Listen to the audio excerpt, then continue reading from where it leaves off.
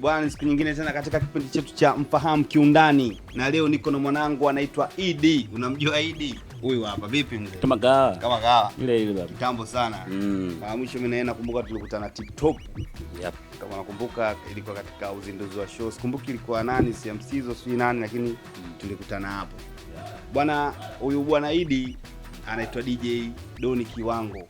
Kwa watu ambao wanafuatilia muziki wanajua balaa lake. Sasa leo tunataka tujue kwa nini asijiite DJ Idi mpaka kaamua kujiita DJ Doni Kiwango. Hebu tuambie kwa ufupi. Ilikuwaje mpaka ukajiita Doni Kiwango? Kujitafuta. Unajua sometimes mtu unaamua kufanya kitu kutokana na talent yako. Kwa hiyo ukishaona hiki kitu kishakuwa kwangu kipo kichwani, inabidi mwenyewe ujitengeneze. Sasa kujitengeneza kwako mimi siwezi nikaitwa jina langu nilozaliwa na wazazi wangu ni biashara. Inakuwa hapana. Kwa hiyo mimi nilianza kuitwa Don Touch na mwanangu Duke naye kanaitwa Don Touch. Kwa hiyo inakuaje sasa hapa? Mwisho siku alafu muziki zamani unajua muziki ulikuwa mzuri, yaani mashabiki walikuwa wana upande kwa upande. Ningesema mwisho siku nisijeka nashinda kwenda Gine kwa mwanangu Duke kwa sababu ya majina. Unaelewa? Ndio. Kwa mimi na akili zangu mwenyewe kunihangaika wangu, kichwani kwangu nikaona tu nibadilishe jina kutokana na kuna siku nilikuwa namtengenezea nyimbo nakumbuka Bwax. Mzee wa Bwax. Yeah. Ndio. Kuna ndugu yangu Siso namtengenezea nyimbo, si nyimbo gani na hisi ya kitambo sana. Yeye Bwax alinipaisha mimi. Yaani alipenda tu beat jinsi nilivyompigia. Unaelewa? Bwax mimi akanipaisha wewe Doni Kiwango. Unaelewa? Husu baadaye sasa tumekaa mimi na ndugu yangu Siso kwenye kumix. Sasa mimi kwenye akili yangu nimekaa nimesikiza jinsi alivyonipaisha, nikaona kwa nini kwanza ili hapa mpaisho hapa alinipaisha mwanangu, kwa nini siuchukue nikaweka ukati mtaa nikaondoka nao mjini. Kulipo Don Touch Duke naye na kwa mwezi amini nikakaa peke yangu nikachukua kile sehemu walionipaisha Bwax. Nikaenda kichukua pa nikakitengeneza nikasema hii inaondoka nayo. Kumbe Doni Kiwango chimbuko lake ni mzee wa Bwax. Yaani chimbuko letu ni kwa ufupi. Shout out sana mzee wa Bwax. Mwanangu Doni Kiwango huyu hapa nipo naye. Umemfanya na wika nini? Safi sana. Lakini pia kuna kipindi ukaona jita gang gang. Doni Kiwango ana gang lake au gang gang nayo ilikuwaje? Gang gang ni kuu yangu makuu. Kuu yake ni timu yangu. Ina maana ni watu ambao wanashirikiana nao kwenye muziki na vitu kama hivyo. Kwa kama wewe mwanangu ni uchakuwa gang. Ndio. Kama umepoteza muda wako umekuja kunyoji shout out sana. Ndio, hasa mimi si mwanangu kitambo. Bwana, kwa watu ambao hawajui, mimi na Doni Kiwango tuna historia kubwa sana ambayo uko mbeleni nitakuja nitaipiga. Lakini kuna miaka fulani hivi wewe ulikuwa ni official DJ wa Dula Makabila. Je, unaweza ukatuambia kwa ufupi wewe na Dula mlikutana wapi mpaka mkaanza kufanya kazi? Na je, nini chanzo cha nini wawili kutengana kutokufanya kazi mpaka leo hii? Kwanza mimi na Dula tumetoka maisha rock sana. Yaani tumekutana tu kwenye mazingira ya vishosho. Kuna siku nahisi nilienda Vinyasi. Kitambo sana walikupo hiyo kitambo hiyo wanaimba wanatamba kina Dogo Niga, kitambo hiyo. Kina MC Sudi, kina Idi Kapala, kina Makaveli kitambo hiyo. Sasa hiyo namuona First One namuona Dula anaimba ile awajielewi wewe wa Kisingeli, awajielewi wewe wa Kisingeli, mtu gani ile kitambo mimi anajua nikisikia hivyo atacheka sana baba mdogo. Kwa hiyo sasa watu uko wanampinga Dula wala umaletea zalao ni muziki ushakuwa mtamu afu unatuambia jinsi tujielewi inakuaje sasa. Kwa Dula asilimia nyingi watu wanampinga kutokana yeye kwa anaimba raza. Afu muziki ulikuwa moto. Unaelewa? Unakuta sometimes watu washatinga hivi. Washakula vitu vyao tena wanaanza kusikiza muziki taratibu watu walikuwa na mind. Ila Dula yeye alitokea kunipenda kwa sababu kuna siku alishai kuniambia bwana ndugu yangu bwana mimi naimba. Nataka uone nipigia muziki. Nikamwambia haina shida kwa sababu mimi nilikuwa DJ Kiraka, ni mimi mtu yote nilikuwa nafanya naye kazi. Mimi kwa DJ official. Yaani kipindi kwa miaka hiyo ulikuwa bado hujawa yeye. Amna ilikuwa miaka gani? Yaani nakumbuka hiyo. Yaani hiyo mambo yalikuwa miaka gani? Hiyo nakumbuka taingia 2000 kama na 14 hivi. 2014. Yeah, taslimu 2000 kama na 14 kitambo. Na mimi sikuwahi kupiga muziki bar. Yaani Dula ndo alisababisha mimi nimejua kumbe biashara yetu tunaweza tukafanya bar. Na mimi kipindi hicho mimi nilikuwa ni DJ tu Uswahilini. Nimechukuliwa tu na washikaji tumeenda sehemu. Piga vile watu bwana Doni sikiliza wewe tupigie si muziki sio hata muziki kama hamna sisi tunacheza tu wewe tupigie muziki. Kwa mimi ndo nilikuwa mambo yangu. Kwa una siku Dula mimi alinichukua nilipeleka Zambezi kwa Ubungo hivi. Kwa mara ya kwanza mimi sija kupiga muziki bar. Nikanapiga leo basi tunao nimeingia bar kwa watu wamejaa na kuna vibe nini madada. Kasema leo kazi ipo. Hivi kweli watu watacheza kweli muziki wetu mubao? Kapiga mahesabu ngona baridi. Dula akaniambia ndugu yangu unakunywa nini kwa kuwa niko na off. Mimi nikamwambia soda kwanza. Nikachukua soda yangu nikakaa pembeni bwana isoma ile taswira ya watu kwa sababu niko sijawahi kufanya kitu kama kile. Mimi niko nafanya mambo ya Uswahilini. Unajua ukienda sehemu ujipigia kwenda kwenye giza. Sasa nimeenda sehemu ambapo kuna watu class watu wanatumia. Unajua nikasema sasa leo singeli na umubape na wapi? Acha tuone. Tumekaa kama lisali moja kwa bahati mbaya akatokea mtu mzima MC Sudi baba Oliondo. Kipindi hicho MC Sudi wa moto. Yaani ninapozungumza MC Sudi kweli yani so kama sasa hivi game limekuwa la moto nini kila mtu anajifanya mkubwa. Kipindi hicho MC Sudi ninapozungumza MC Sudi wa moto kweli. Kaja MC Sudi sisi tunaanza kufika Sudi kapandishwa. Kaanza kuimba Sudi kweli kapanda nini nikasema yes.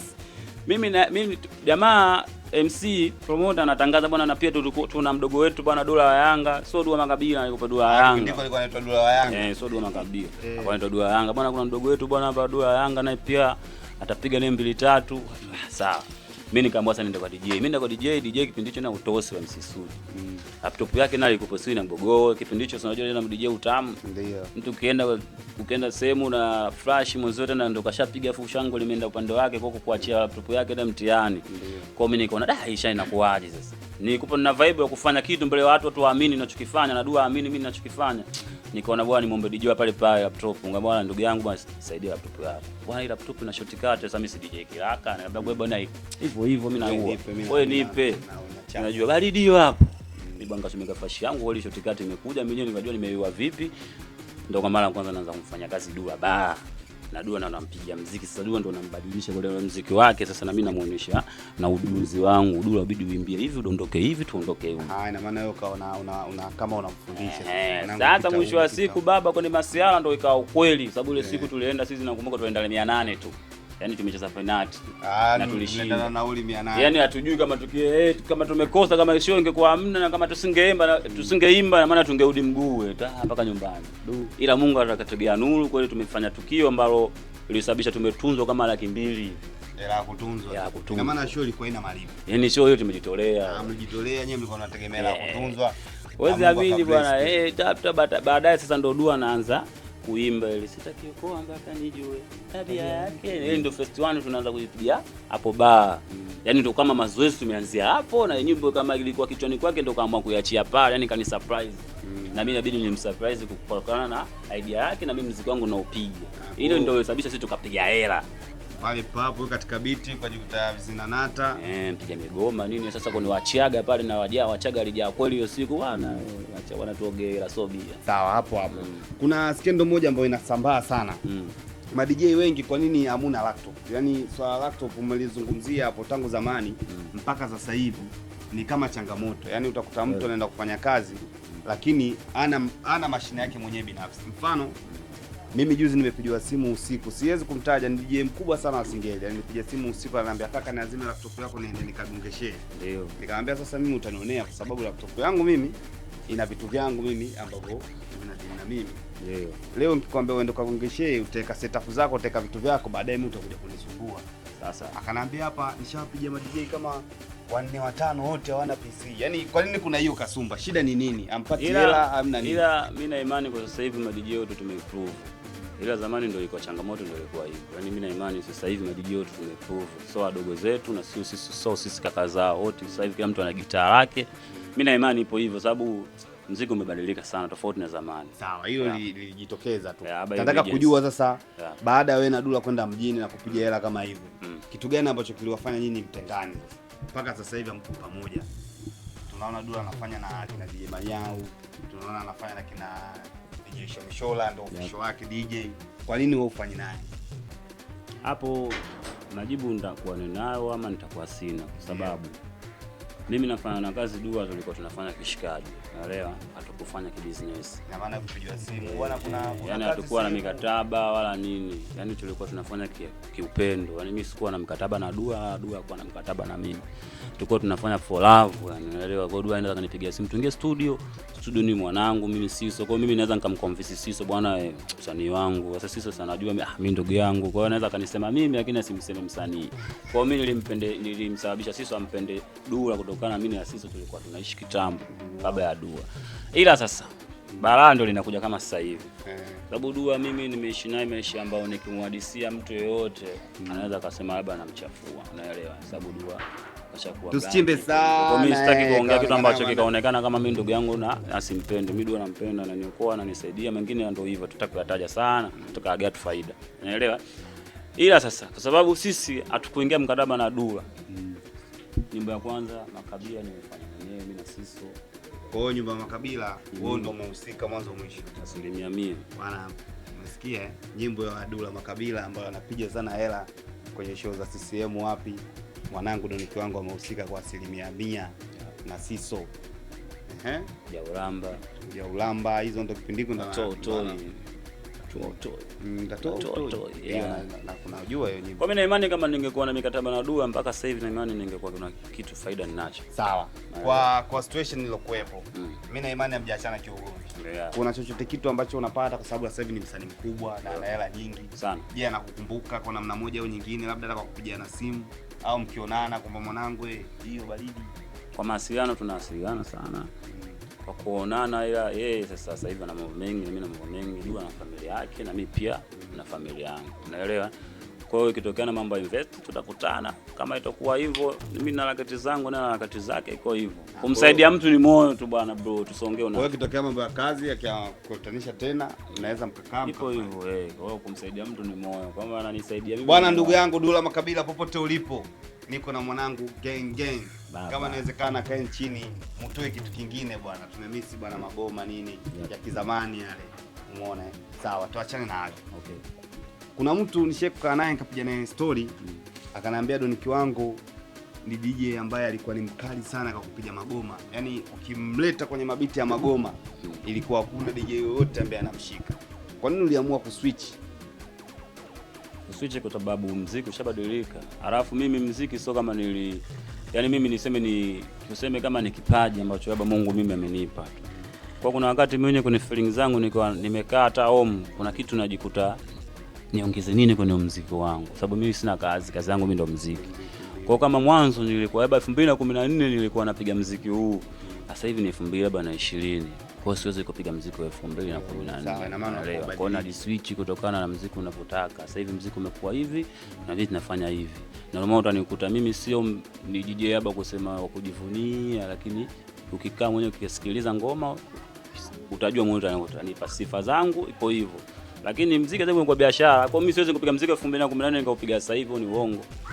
Kuna mtu mimi ananiambia wewe ulikuwa unaleta ushindani. Yaani baada watu sasa kuja ma DJ wengine kufanya, watu wengi wakawa wanapiga mabati, matarumbeta nini na vitu kama hivyo. Wewe ukaona sio kweli, ukaamua kuswitch kutoka kwenye magoma ili kwenda nao sawa na mtu ambaye wewe unashindana naye alikuwa ni Kenny. Mimi nilisikiaga hiyo story, mlikuwa mnabifu na Kenny. Labda hizo ni story tu za watu. Unaelewa, kwa sababu msanii uko siku skendo. Unaelewa? Ndio. Kwa kuna watu wanaweza kaamekana nizungumzie mimi kwa mazuri na kuna mtu anaweza kaamekana nizungumzie mimi anapotaka yeye. Kwa hivyo kwa maana mimi na Kenny kwa ni vitu viwili tofauti. Kenny yeye ni producer.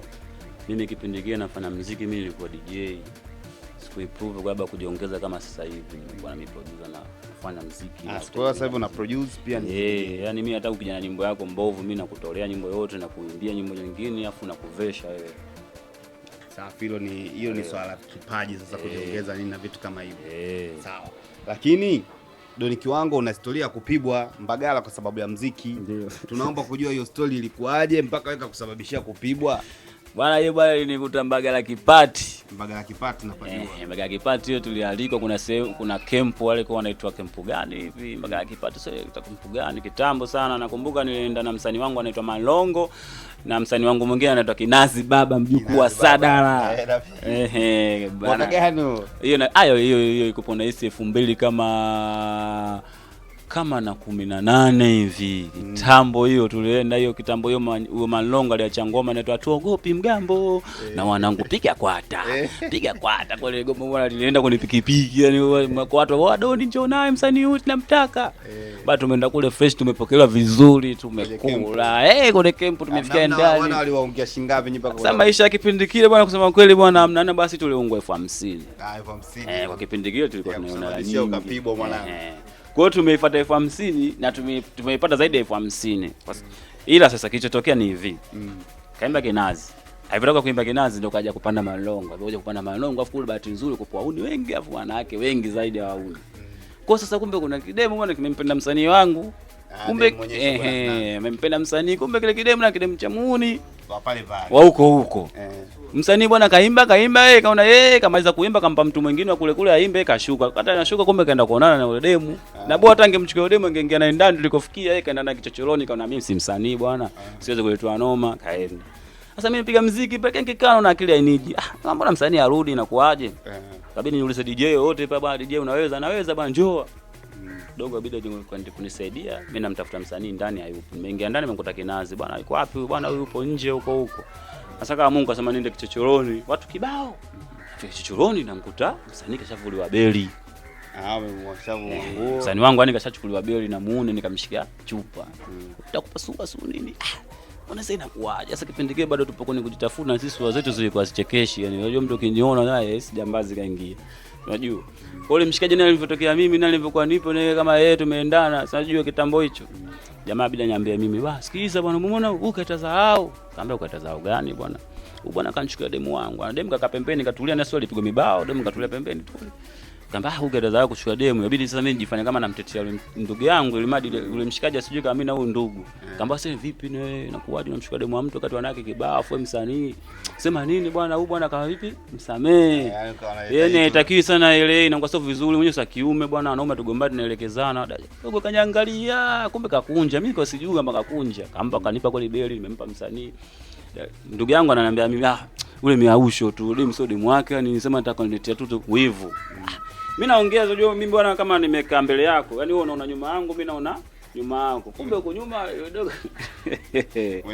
mwenye demu wake kaenda kwa amika kwa auni bwana mimi kuna mtu kanichukulia demu afu wajifanya ameteteana ndio anakuja yuko wapi mimi si nimeacha kichogo msanii wangu yuko mbele naongea naye msanii wangu anavaa yani uweze amini ndugu yangu sio kula jiwe lile sio kwa lungu sio kwa yani sio ni kwa kinondo sio kwa wengi yani kama Mungu nimegoka hivi nimepigwa na kitu cha hapa yani sijui kile kitu kilikuwa ni nini nimenacho jimeendaji chini na kipindi kile ndio wauniune uko mwingi yani muziki tulikuwa tunaupambania yani muziki tunajua tumeupambania kweli yani siongee unafiki yani tumeupambania kweli ninavyoongea hivi madiji ya ibaki wenyewe wanajua kama kweli watu kuna watu wao wameanza kuupambania na sisi tukaja tukaufuatia na wadogo zetu bado wanaufuatia ipo hivyo kwa heshima itabaki kusimama kwenye heshima hata kama ukuwa namba 1 kumbuka kama nyuma na kuna watu walikuwa namba 1 kama wewe unaelewa ndio maana hata mimi nahadisia kama bado muziki umeutolea jasho kweli na watu wameumia kweli ndio unaelewa kwa mimi pale nilipopigwa kitu cha hapa kwanza ni mawasiliano masikio kwanza kakata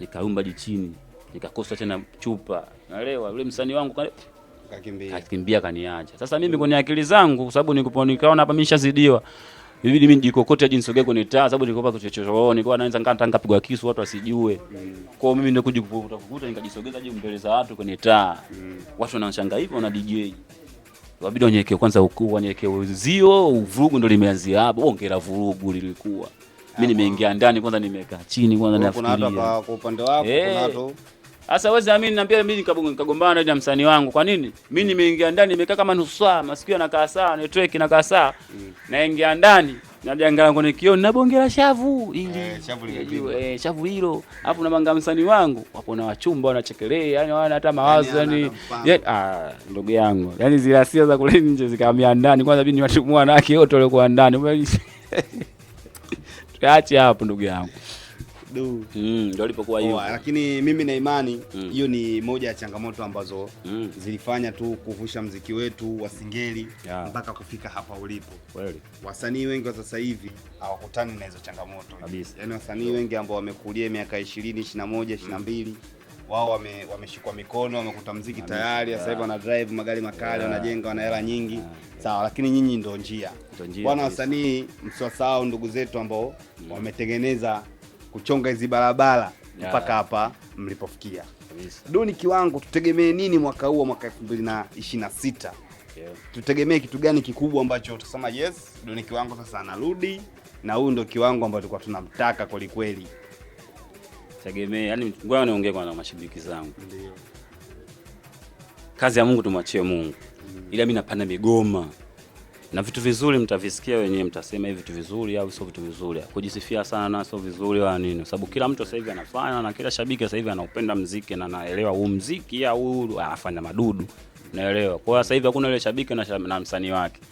Wewe unaweza kwenda sehemu na msanii wako na shabiki yako, wewe ndio msanii na shabiki wako akakukataa, akakutana na mtu anaimba zaidi yako, au akakutana na DJ anapiga migoma zaidi yako. Kwa ni mtu sasa hivi ana kipende cha roho kwenye mambichi, ila tegemeo vitu vizuri kutoka kwangu. Kwa muda niliokaa kimya, sio nimekaa kimya, nimetengeneza albamu ya Msizo, nafanya vizuri, naelewa. Kwa kwenye albamu ya Msizo umehusika kuna nini? Sana. Zile ngoma za Msizo zote tunazoona kwenye albamu, kuna ngoma labda tuseme pale nilizozifanya mimi labda ni 3 tu ndio zilizofanya. Wao wengine tu wamefanya mix, lakini shout wale waliofanya mix yote ni wadogo zangu pia. Haina noma, maisha yabidi tusapotiane, maisha yabidi tupendane, hadi tufike kama walivyofika wenzetu. Kweli nakubali. Nataka kujua kwa sasa hivi Doni Kiwango ni official DJ wa msanii gani? Au wana msanii mtu yote anaweza kufanya naye kazi? Kwa sasa hivi bwana, siwezi kutambulisha msanii wangu official, sababu na vijana wengi ambao wanafanya nao kazi, ila kwa sababu nipo kwenye kutengeneza gang vizuri, kwa siwezi nikamtaja huyu nikamtaja na huyu, sababu bado nipo kwenye kutengeneza sanaa vizuri, yani gang langu vizuri, nijue bisa huyu ni msanii wangu, ni msanii wangu, ni msanii wangu. Kwa hiyo ipo soon nitawatambulisha wasanii wangu wote official. Sawa. Yeah. Kwa wasanii wapya na kwa watazamaji ambao wanakutazama, unaruhusu endelee kuja, utawapokea au fursa ziko vipi kwa upande wako? Mimi naruhusu aje.